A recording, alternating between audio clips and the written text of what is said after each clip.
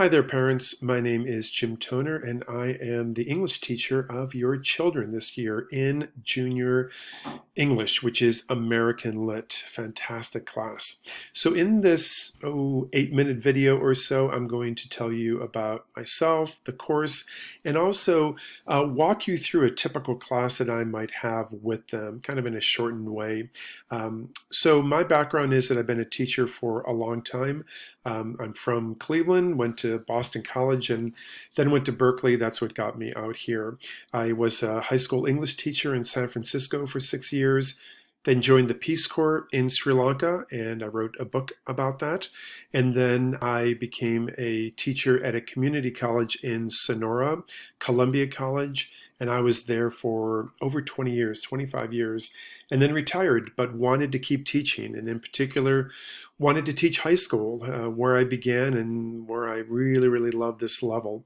And I wanted to get back to the ocean and to the Bay Area. So here I am. This is my second year. Really happy to be here and completely honored to be the teacher of your children. Fantastic class and fantastic human beings. Let me tell you a little bit about the class itself now. First of all, a good place for you to know about it, and I'm sure you do know it, is School Loop. So this is where, and your students know this is where I post the assignments. They know when things are due. This is also where the grades are. I can't put the grade book up here because it's private, but you can access your child's grade at any time.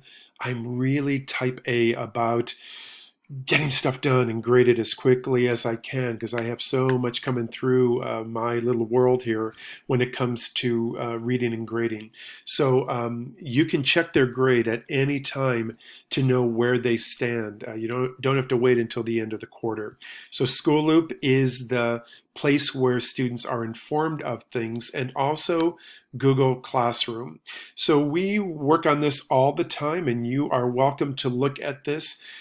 This is how I organize the class and also keep certain resources. For example, anytime I teach them something mechanical, I make a tutorial on YouTube, kind of like Khan Academy.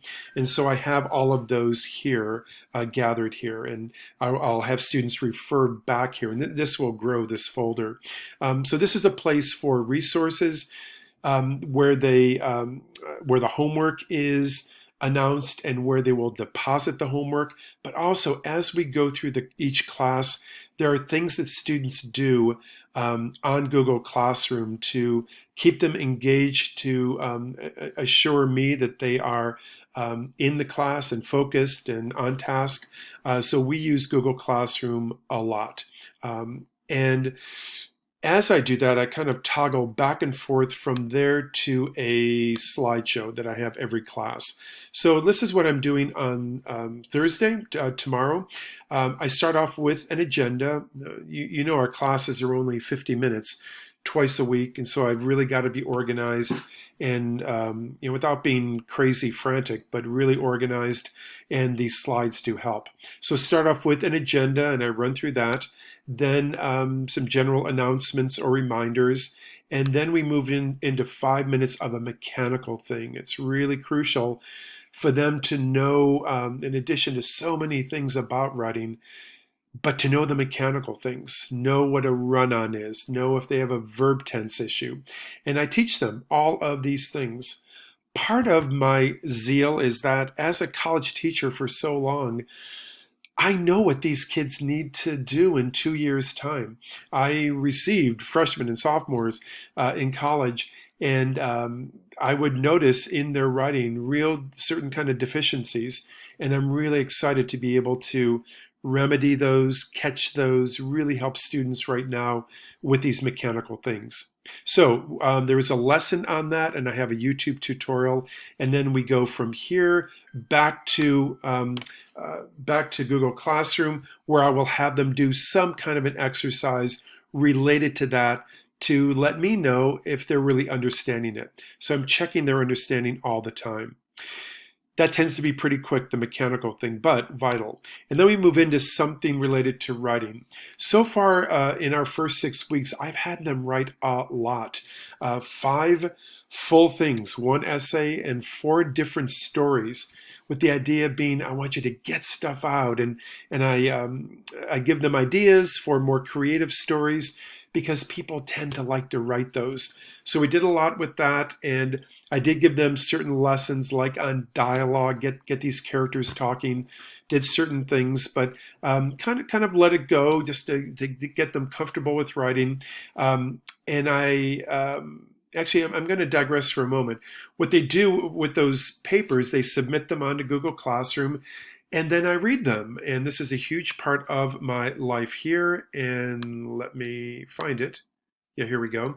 Um, the magic of technology is that they submit these to me, and I am able on Google Classroom and Google Docs to make commentary on their papers and send it back to the students, and they send it back to me. So this is something more recent just to give you an idea, where I can highlight something and then put a comment over here, in particular praising it, or if they need something, I will say something, but then also, like in this case, some mistakes with dialogue, I give them the link to that 5-minute tutorial that will help them. But by now, we've talked about these things, especially with dialogue. I spent a lot of time on that, but they need reminders of it. So this is the format that I use. This great exchange I can have through this. I can put comments over here and then a larger comment elsewhere. So the larger papers have been written, and now what I'm doing is focusing down to smaller lessons on writing. And the one I'm working on now is to use your senses to observe more closely. We did an exercise related to cars. We did an exercise related to a scary room, really emphasizing description and how do you capture description in a way that is really evocative, and you do it through senses and being really detailed and being concrete. So the next thing we'll do, and I wanted to show you as a kind of assurance that this technology is really working for us. The next thing they'll do is a description of a beach. It's Half Moon Bay. They know beaches. So I will introduce it in a certain way, and then I will put them into breakout rooms.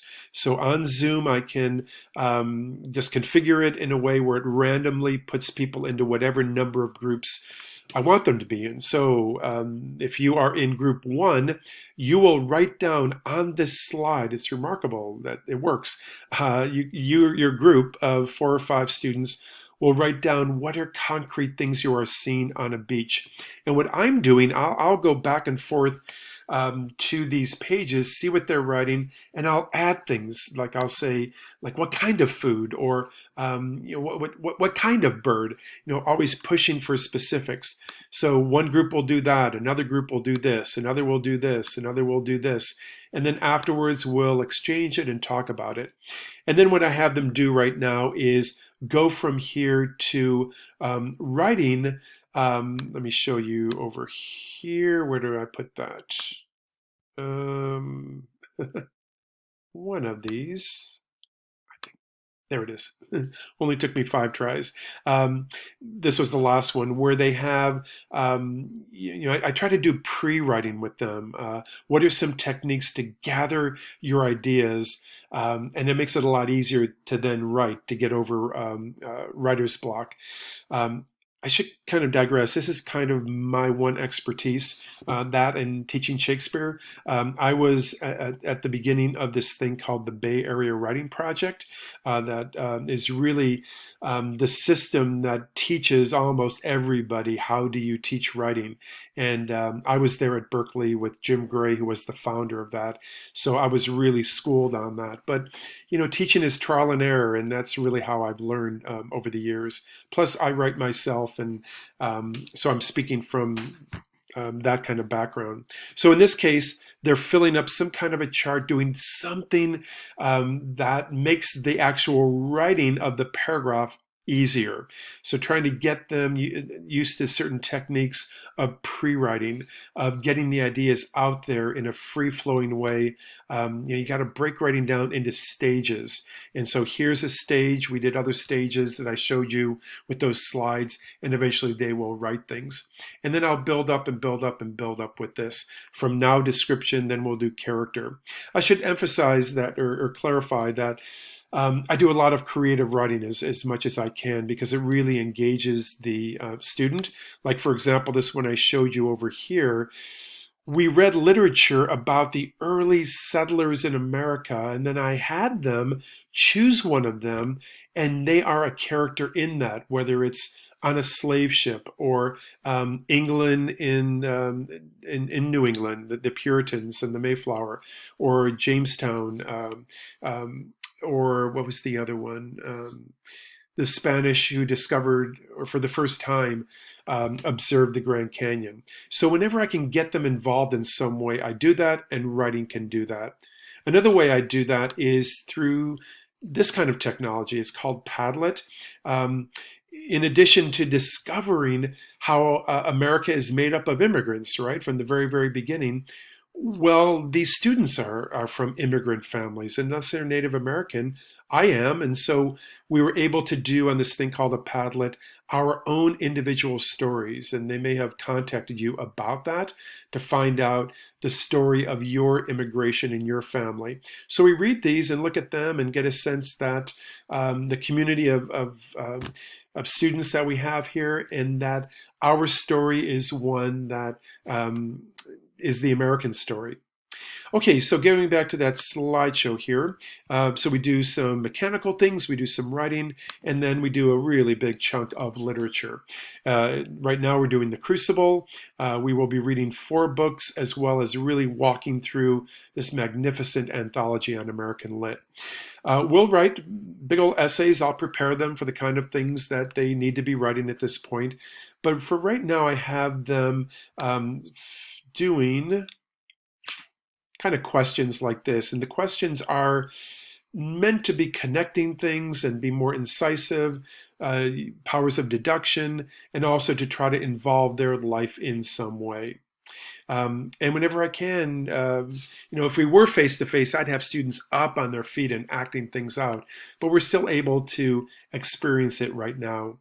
And that's probably about it here. So I showed you, going over here, I showed you School Loop, showed you Google Classroom.